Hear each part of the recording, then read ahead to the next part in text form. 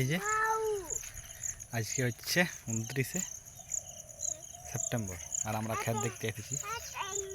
এই যে আমার বেটাও এসেছি, ফুচকিও এসেছি, আমার মেয়ে, আমার ছেলে। আর এই যে মোটামুটি ধান ঠিকঠাকই আছে। আর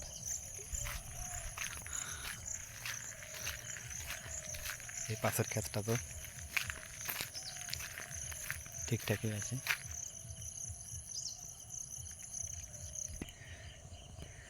ধান মোটামুটি ঠিকঠাকই আছে। এই যে অনেক পাখিও ঘোরাফেরা করছে এখানে গাছগুলোতে। বৃষ্টি প্রচুর হয়েছে এবছর, স্বাভাবিকের থেকে প্রায় 25% বেশি আমাদের কৃষি দপ্তরের হিসাব অনুযায়ী। তাই এখানে ধানের নিচে প্রচুর জলও আছে গোড়াতে, আর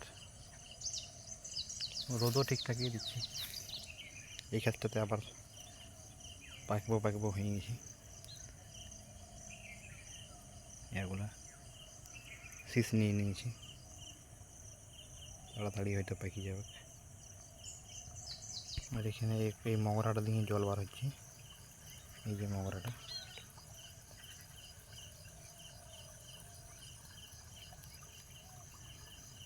আর এই সময় বিশেষ করে বর্ষাকালে শেষে শরতের দিকে প্রকৃতি কিন্তু একটা খুব সুন্দর হয়ে যায়, চারিদিকটা পরিষ্কার পরিচ্ছন্ন। বর্ষাতে স্নাত পৃথিবী যে একদম সুন্দর হয়ে ওঠে, চারিদিকটা ধোয়া যায়।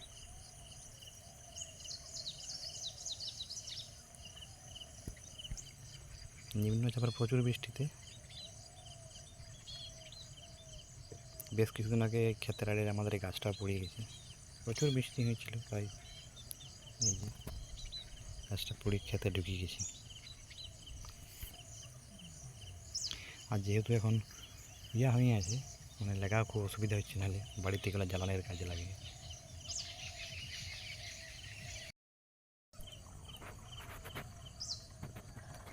আর এদিক থেকে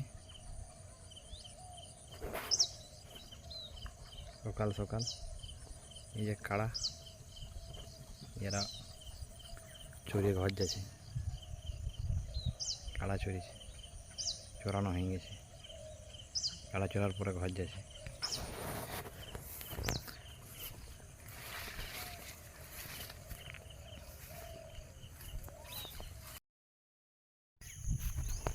এদিকেও ধান বেশ ভালো আছে সবারই।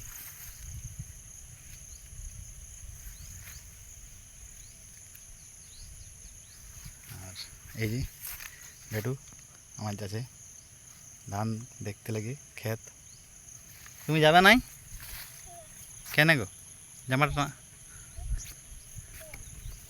যাবে তো তুমি তাহলে থাকো, চলো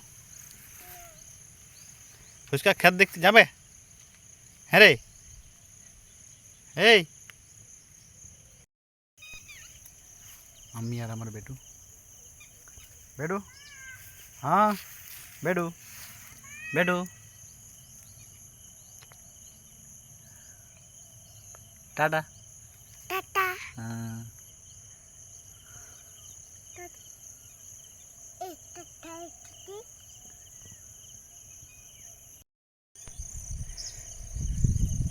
এই ক্ষেতেও ধান হয়েছে মোটামুটি ভালোই, তবে সমস্যা হয়েছে এই যে একটাই, এই নিচে প্রচুর ওই পানার মতো হয়ে গেছে, শ্যামলা শ্যামলা কিছু কিছু জায়গাতে।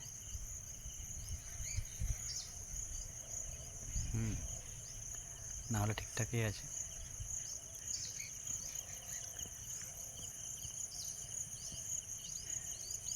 এই যে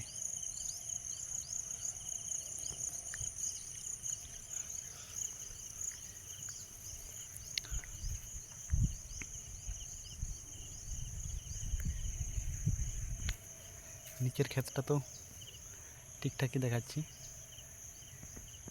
আর